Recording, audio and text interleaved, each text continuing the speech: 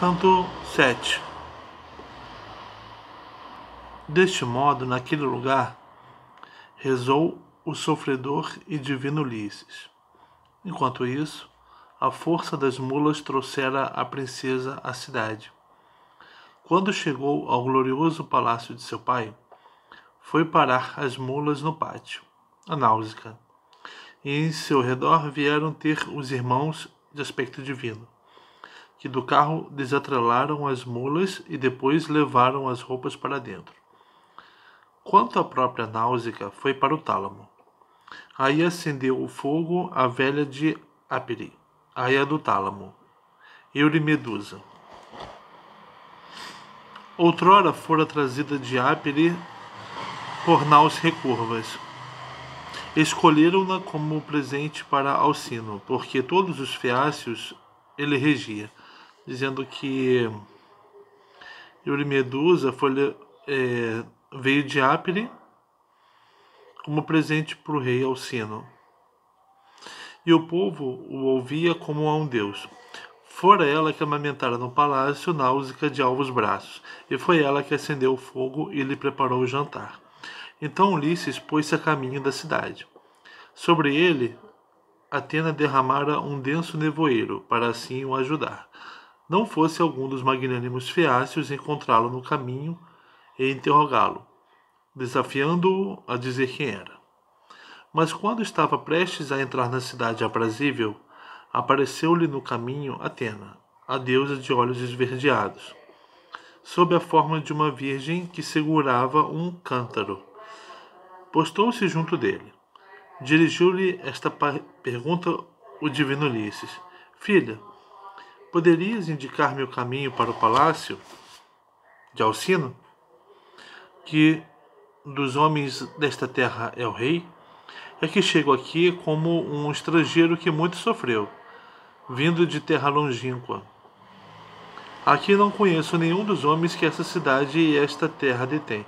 Lembra-se que a Náusica sugeriu que ele chegasse depois dela, para parecer para os pais dela que ele tinha chegado para falar com eles, sem que ela tenha pedido, né?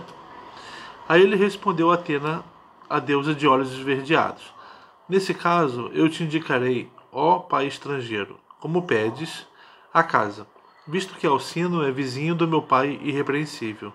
Mas caminhe em silêncio. Eu mostrar-te-ei o caminho. Não olhes para nenhum homem nem coloques perguntas.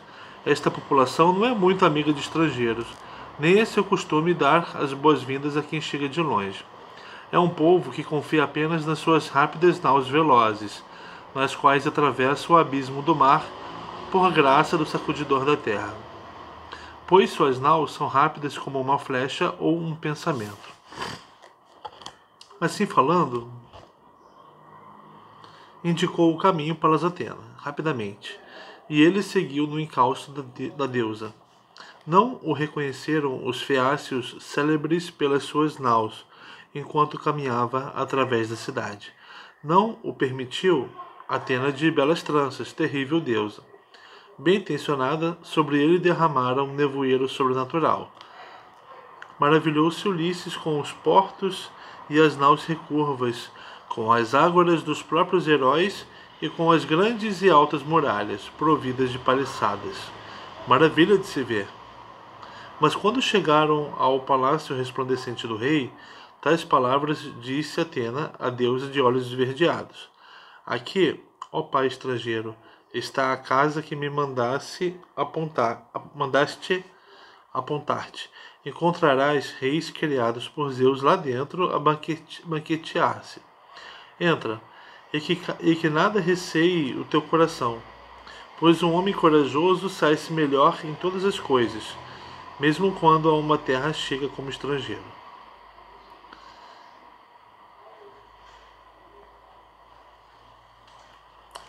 Atena disse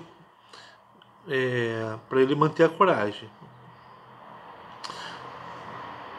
A primeira pessoa que encontrares na sala será a rainha. Seu nome é Areta e provém da mesma linhagem daqueles que geraram o rei Alcino. Poseidon, o sacudidor da terra, gerou primeiro, Náusito, que nasceu de Peribeia, de excepcional beleza entre as mulheres, filha mais nova do magnânimo Eurimedonte, que outrora foi rei dos orgulhosos gigantes. Ela está contando um pouquinho a história da família do rei, né? Disse que a rainha Areta, vamos ver aqui a história. Poseidon gerou Náusito, engravidando Peribeia. A Peribeia era a filha mais nova de Eurimedonte, que fora rei dos gigantes. Então, Eurimedonte, o rei dos gigantes, a filha dele era Peribeia, que com Poseidon teve Náusito.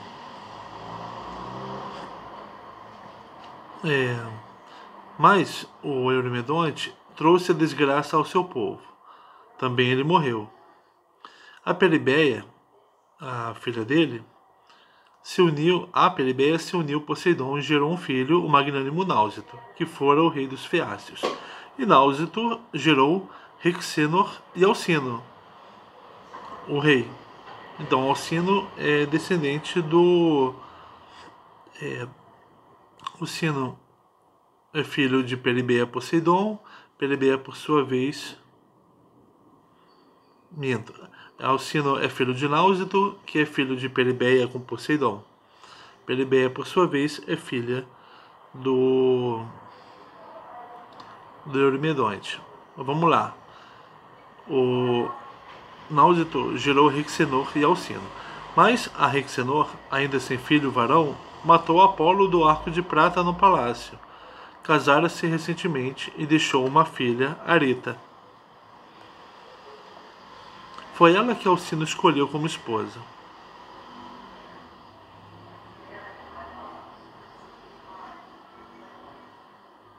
Então Alcino, irmão do rei Rixenor, casou com a filha dele, porque ele morreu, né? A Areta. Alcino escolheu como esposa e honrou-a, como poucas mulheres na terra, como poucas mulheres na terra são honradas, todas as que em suas casas estão sob a alçada dos maridos. Então eles são da mesma família, eles têm a mesma origem, né? E essa origem é divina, né? Que é o do Poseidon com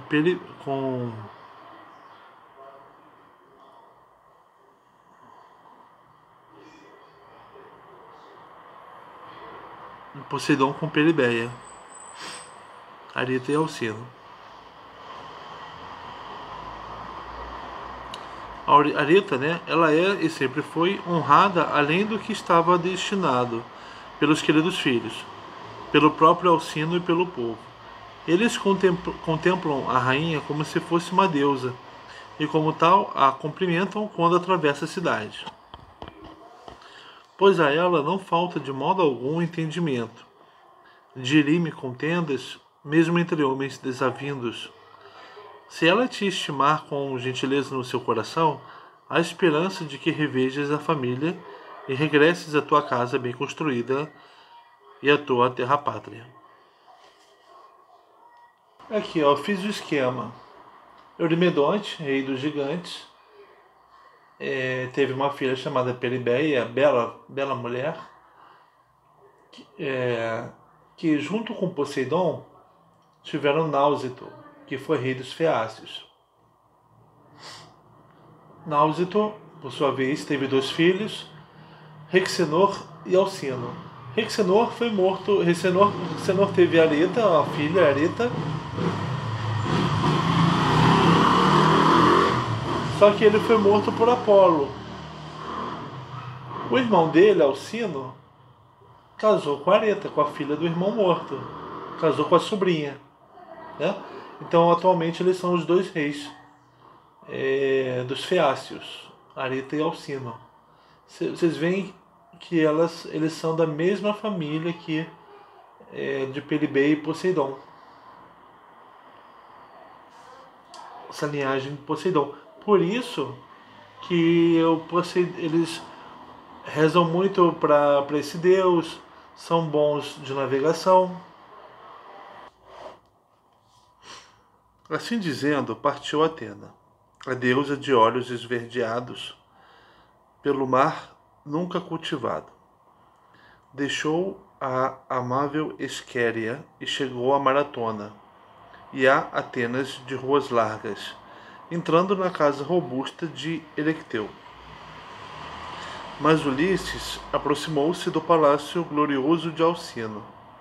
Aí, de pé, muito se lhe revolveu o coração, antes de transpor o limiar de bronze, pois reluzia o brilho do sol e reluzia o brilho da lua no alto palácio do magnânimo Alcino. De bronze eram as paredes que se estendiam daqui para ali, até o lugar mais afastado da soleira, e a cornija era de cor azul. De ouro eram as portas que se fechavam na casa robusta, e na bronze a soleira viam-se colunas de prata. Prateada era a ombreira e de ouro era a maçaneta da porta. De cada lado estavam cães feitos de ouro e de prata, que fabricara Hefesto com excepcional perícia, para guardarem o palácio do magnânimo Alcino. Eram imortais os cães, e todos os seus dias eram isentos de velhice. Lá dentro, aqui e acolá, estavam tronos encostados contra a parede, desde a soleira até o aposento mais escondido. E sobre eles estavam mantas delicadas, bem tecidas, trabalhos de mulher. Aí os príncipes dos feácios tinham por hábito sentar-se, a beber e a comer, pois tinham de tudo em abundância. Mancebos dourados estavam de pé junto aos bem construídos altares, segurando nas mãos rochas ardentes, assim iluminando as noites para os convivas sentados no banquete. E 50 servas tem Alcino dentro do palácio. Delas há umas que moem o fruto dos cereais nos moinhos. Olha como é bonito e organizado ali. Outras fabricam tecidos aos teares e sentam-se a fiar lã, girando as rocas, que se agitam como folhas de um alto choupo. E dos fios de linho escorre o líquido azeite. Tal como os feácios são os mais sabedores de todos os homens sobre como navegar uma nau veloz sobre o mar, assim as mulheres têm a perícia dos teares, pois a elas em especial deu Atena o conhecimento de gloriosos trabalhos e boa sensatez. Porque Atena, ela é a deusa da sensatez, também da coragem guerreira. Fora do pátio, começando junto às portas, estendia-se o enorme pomar, como uma sebe, com uma sebe de cada um dos lados. Nele crescem altas árvores muito frondosas, pereiras, romanzeiras e macieiras de frutos brilhantes, figueiras que davam figos doces e viçosas oliveiras. Destas árvores não murcha o fruto, nem deixa de crescer no inverno nem no verão, mas dura todo o ano. Ali é como se fosse um lugar muito abençoado, né? Cheio, melhor dizendo, cheio de dons dos deuses. Continuamente, o zéfiro, o vento, faz crescer uns, amadurecendo outros. A pera amadurece sobre outra pera, a maçã sobre outra maçã, cacho de uvas sobre outro cacho, figo sobre figo. aí nunca falta fruta. Aí está também enraizada a vinha com muitas videiras. Parte dela é em um local plano de temperatura amena, seco pelo sol. Na outra, homens apanham uvas. Outras uvas são pisadas. À frente estão uvas verdes que deixam cair a sua flor. Outras se tornam escuras. Junto à última fila da vinha crescem canteiros de flores de toda espécie, em maravilhosa abundância. Há 2 nascentes de água. Uma espalha-se por todo o jardim. Do outro lado, a outra flui sob o limiar do pátio, em direção ao alto palácio. Dela tirava o povo a sua água. Tais eram os belos dons dos deuses em casa de Alcino. Ali de pé se maravilhou o sofredor e divino Ulisses, mas depois de contudo ter se admirado no coração, transpôs rapidamente a soleira e entrou no palácio. Encontrou os príncipes e conselheiros dos feácios a verter libações das taças em honra do matador de Argos, Hermes, que vê ao longe. Para ele vertiam libações em último lugar, quando lhes parecia ser já a altura de dormir. Atravessou a grande sala o sofredor e divino Ulisses, envolto na névoa que sobre ele derramara Atena, para chegar junto de Areta e do rei Alcino. Em torno dos joelhos da rainha lançou Ulisses os braços. Nesse preciso momento se evaporou a névoa sobrenatural. Todos ficaram em silêncio ao verem um homem estranho e maravilharam-se ao olhá-lo. Você vê que a Náusica, quando ouviu, se assustou, mas não correu, porque não é comum um estrangeiro ali. Aí eles vivem como se fosse num lugar de sonho.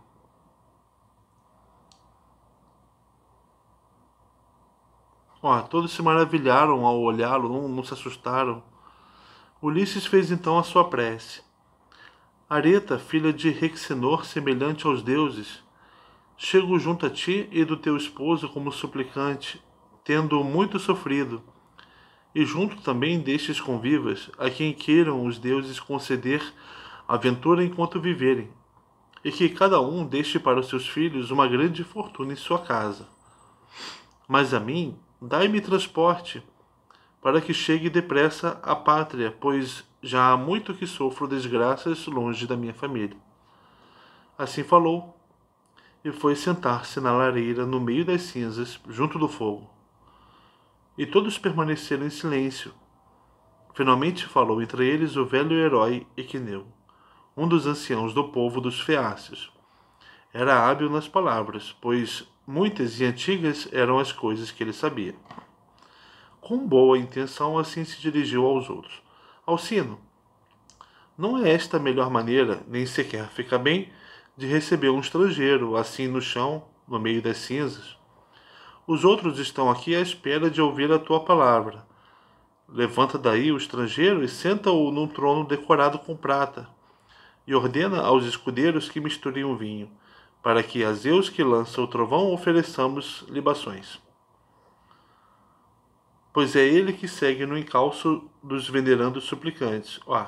Zeus é quem cuida de quem suplica, dos estrangeiros, e que a governanta lhe dê uma ceia do que houver lá dentro. Quando o ouviu, a força sagrada de Alcino pegou na mão do fogoso e astucioso Ulisses, levantou-o da lareira e sentou-o num trono luzente, do qual se levantara seu filho, o bondoso Laodamas. Você vê que o Ulisses também é um homem bem educado. Então eles perceberam isso dele. O Laodamas estava no trono, mas ele deu lugar a Ulisses. Era ele, o Laodamas, muito amado, que se sentava junto do pai.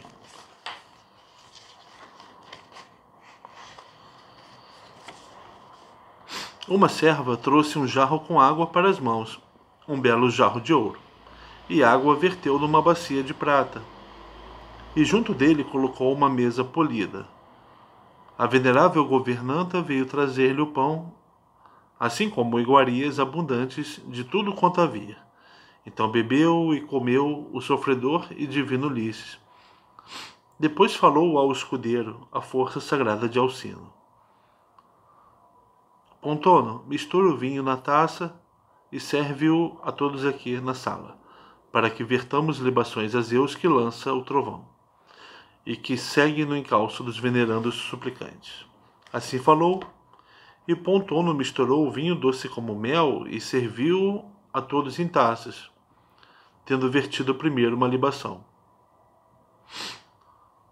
Depois de ter invocado os deuses e bebido quanto desejava o seu coração, a eles se dirigiu ao sino, assim dizendo: Ouvi, ó príncipes e conselheiros dos feácios, o que o coração no peito me move a vos dizer. Agora que vos banqueteastes, voltai a vossas casas para repousar. Ao surgir da aurora, convocaremos o maior número de anciãos, para recebermos o estrangeiro aqui no palácio e sacrificarmos aos deuses belas vítimas. Depois pensaremos no seu transporte para que o estrangeiro, sem sofrimento e sem dor, chegue acompanhado por nós à sua terra-pátria rapidamente, regozijando-se, apesar de aqui ter chegado de tão longe. E não deverá ele padecer, entretanto, qualquer sofrimento, até que regresse à sua terra. Mas depois disso terá de aguentar tudo o que o destino e as terríveis fiadoras lhe fiaram à nascença, quando o deu à luz sua mãe.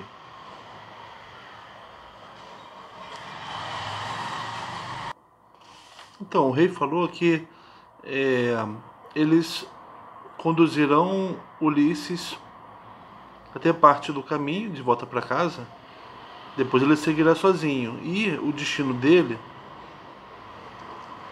fica a cargo do próprio destino. Olha aqui, dessa divindade. O destino é uma divindade cega, inexorável, oriunda da noite e do caos, filha da noite e do caos. Todas as outras divindades lhe eram submetidas. Uma decisão do destino era irrevogável para os deuses. O céu, a terra, o mar e o inferno estavam sob seu império. Nada era capaz de mudar o que ele havia decidido. Numa palavra, o destino era, ele próprio, essa fatalidade segundo a qual tudo acontecia no mundo. O mais poderoso dos deuses, Júpiter, o Zeus, não pode dobrar o destino, nem a favor dos deuses, nem dos homens. As leis do destino estavam escritas desde toda a eternidade num lugar em que os deuses podiam consultá-las. Seus ministros eram as três parcas. Aqui na Odisseia está aparecendo como três fiadeiras. Elas eram encarregadas de executar suas ordens. É representado tendo sob os pés o globo terrestre e carregando nas mãos a urna que encerra a sorte dos mortais.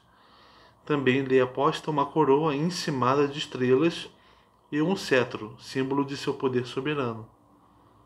Para fazer entender que não variava, os antigos figuravam-no como uma roda presa por uma corrente. Em cima da roda, uma grande pedra e embaixo duas cornucópias com pontas de dardo. Em Homero, os destinos de Aquiles e de Heitor são pesados na balança de Júpiter. E como o do último pesa mais, Heitor, sua morte é decidida e Apolo retira o apoio que lhe dera até então. Foram as decisões cegas do destino que tornaram tantos mortais culpados, apesar de seu desejo de permanecerem virtuosos. Aí vai. Então o rei fala, né? Porém, se Ulisses for um dos imortais descido do céu,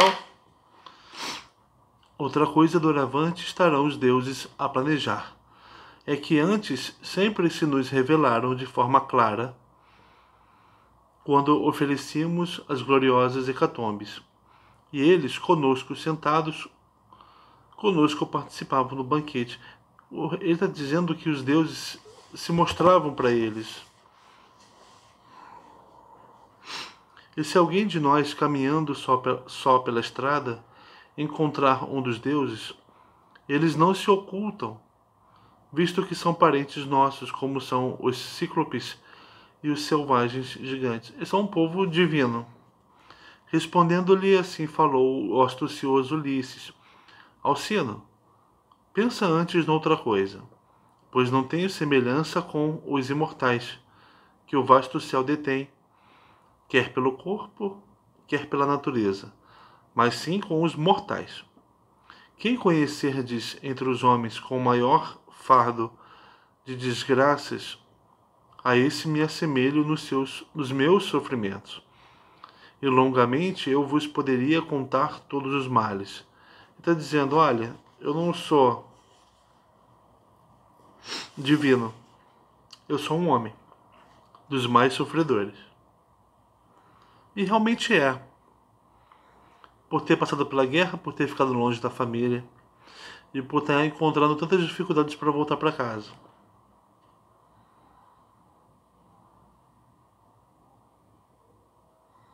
E longamente eu vos poderia contar todos os males, todos os que por vontade divina eu tive que aguentar. No entanto, deixai-me jantar, apesar da minha tristeza. Pois nada existe de mais detestável do que o estômago, que a força obriga o homem a pensar em comida, mesmo quando oprimido com tristeza no espírito, como agora me sinto oprimido. Mas de modo incessante me recorda o estômago a comida e a bebida, fazendo-me esquecer tudo o que sofri, exigindo que o encha. Quanto a vós, apressai-vos ao surgir da aurora para levardes este desgraçado para a sua terra-pátria, depois de tantos males, e que a vida me abandone quando eu tiver visto os meus haveres, os meus servos e o alto palácio. Assim falou e todos louvaram as suas palavras, insistindo no transporte do estrangeiro, uma vez que falara na medida certa. Ele falou apenas que ele é alguém que deseja voltar para casa e nem permanecer por muitos anos lá. Pode morrer assim que voltar. Depois de terem vertido libações e bebido tanto quanto lhes pediu o coração, cada um foi descansar para sua casa. Na sala de banquetes ficou o divino Ulisses. Junto dele ficaram sentados Areta e Alcino, semelhantes aos deuses.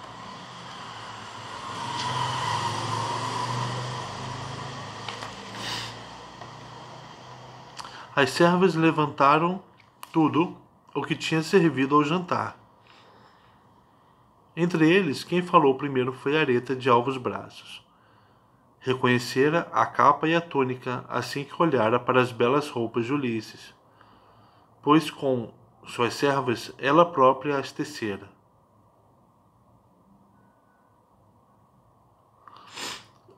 Olha só, ela descobriu que ele está usando uma roupa que ela deu para a filha dela.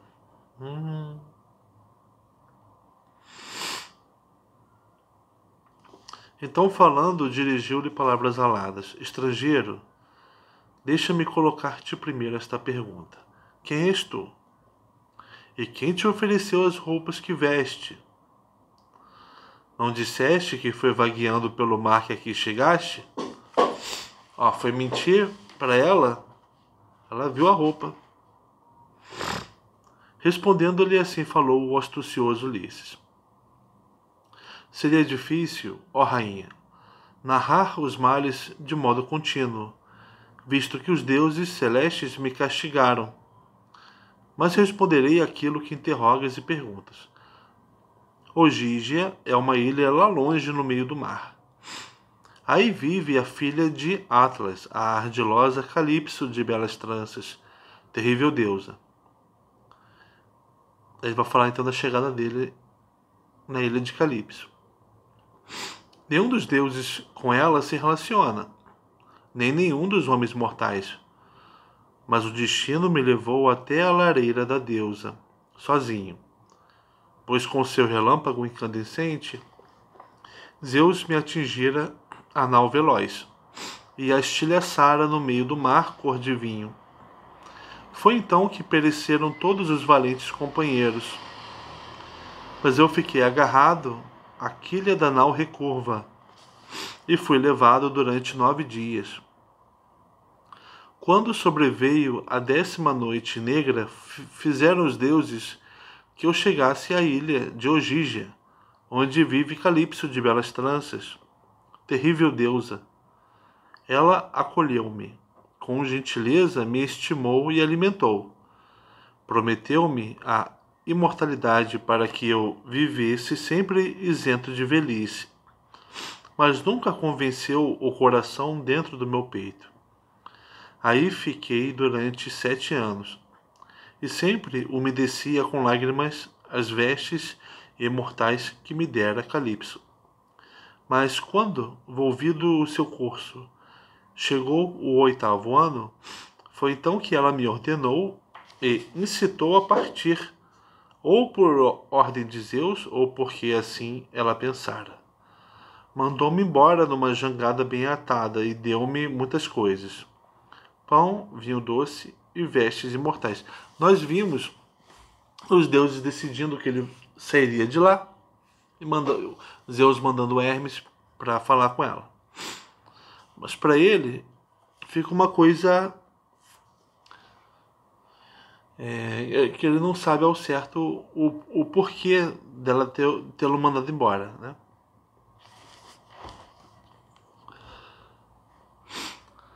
Fez soprar um vento favorável, suave e sem perigo.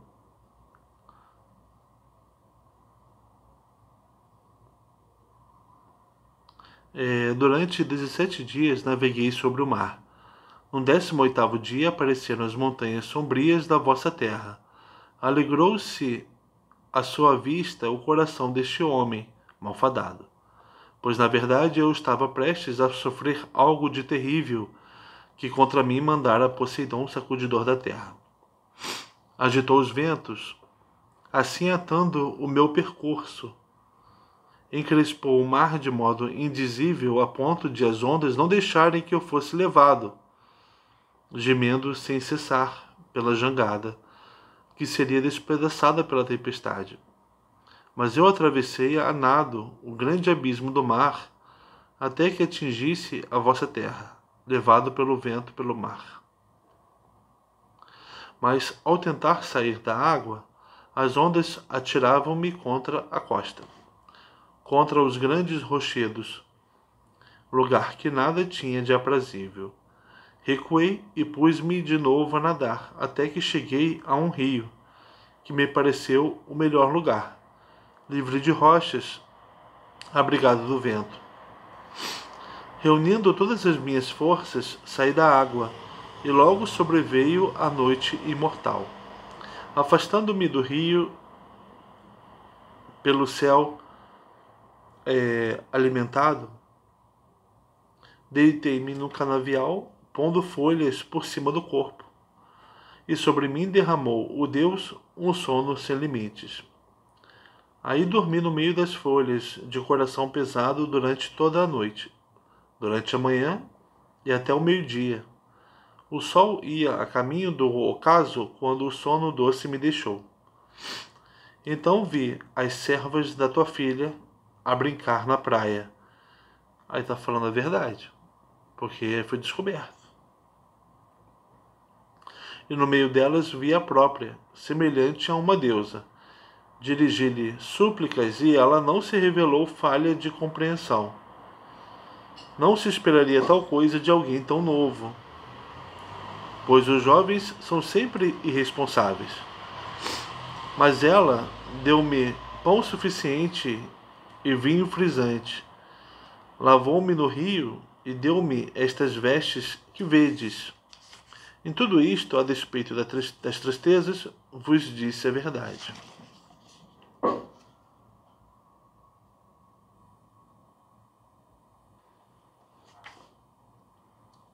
Tomando então a palavra, a ele deu resposta ao sino.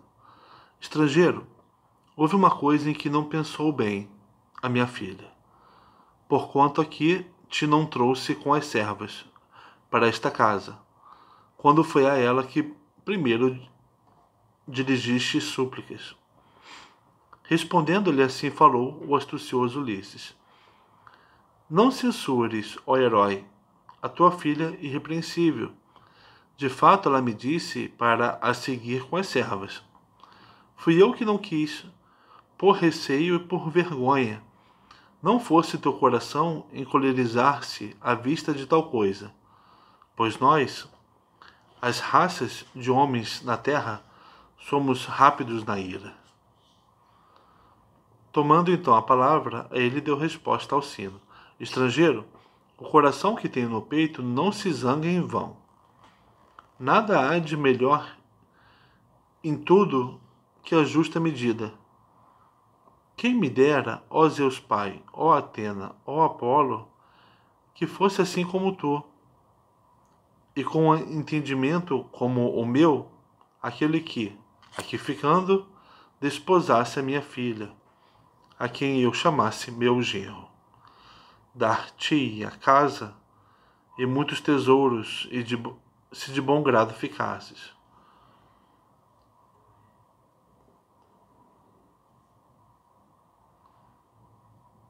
O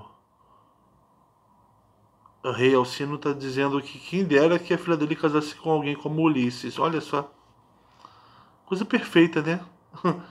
Tudo que o homem pode querer.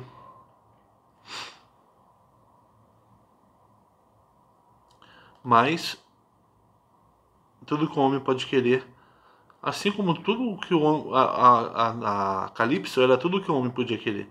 Mas Ulisses tem um propósito.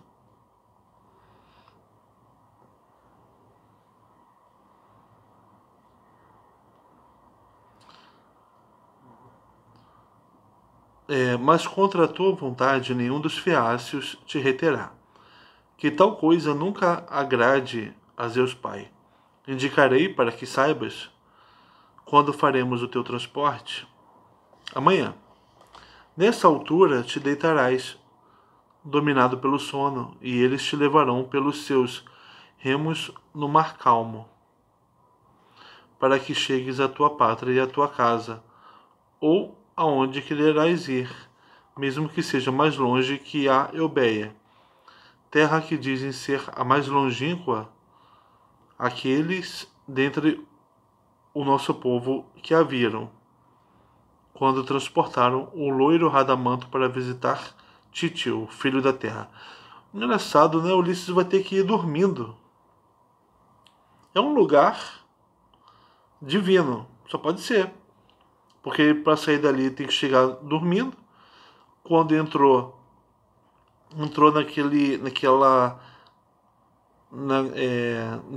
naquela ameaça toda que o Poseidon causou. Até lá eles foram e sem esforço fizeram a viagem.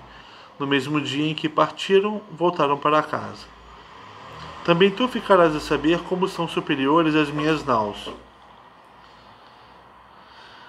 Como os nossos jovens são os melhores a percutir o mar com remos. Assim falou, e alegrou-se o sofredor e divino Ulisses.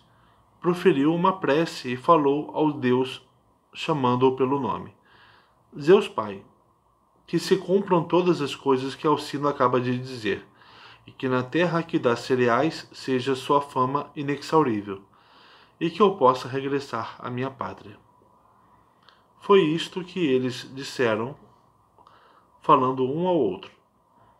E Areta, de alvos braços, ordenou às servas que armassem uma cama debaixo do pórtico, e que sobre ela pusessem cobertores purpúreos, e estendessem mantas, e que lá colocassem capas de lã em que ele se envolvesse. As servas saíram da sala com tochas acesas nas mãos. Depois de terem se esforçado para fazer a cama, vieram para junto de Ulisses e assim lhe disseram: Vai agora descansar, ó estrangeiro, a cama está feita. Assim disseram. E a Ulisses pareceu bem ir repousar, e naquele lugar dormiu o sofredor e divino Ulisses, numa cama encordoada sob o pórtico retumbante. Alcino dormiu no aposento interior do alto palácio, e a seu lado a augusta esposa que lhe preparou a cama.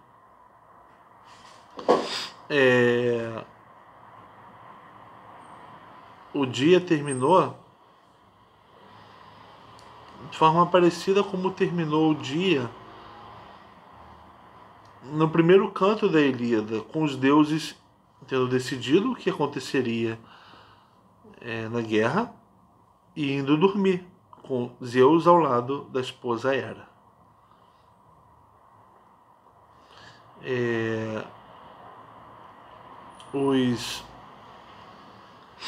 Enfim.